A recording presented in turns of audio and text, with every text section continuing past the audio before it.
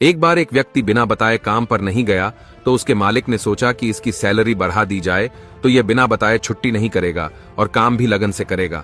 और फिर उस व्यक्ति को बिना बताए उसकी सैलरी बढ़ा दी गई। अगली बार जब उसे सैलरी ज्यादा मिली तो वह कुछ नहीं बोला और उसने चुपचाप वो पैसे रख लिए और कुछ ही महीनों बाद उसने फिर से बिना बताए छुट्टी मार ली।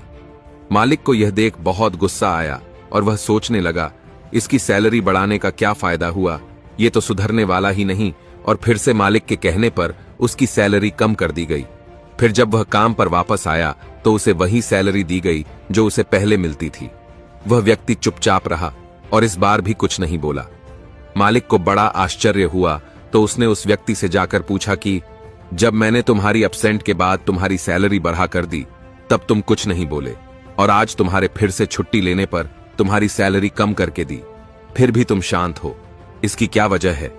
उस व्यक्ति ने जवाब दिया, जब मैंने पहली छुट्टी करी थी तब मेरे घर एक बच्चा पैदा हुआ था और आपने मेरी सैलरी बढ़ा कर दी तो मैंने समझा कि ऊपर वाले ने बच्चे की बेहतर परवरिश का हिस्सा भेज दिया है।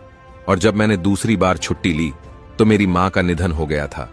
उसके बाद आपने मेरी सैलरी कम कर दी तो मैंने मान लिया कि मेरी मां अपने हिस्से का अपने साथ लेकर चली गई। अब मैं भला उस पैसे की चिंता क्यों करूं जिसका हिसाब भगवान ने खुद कर रखा है।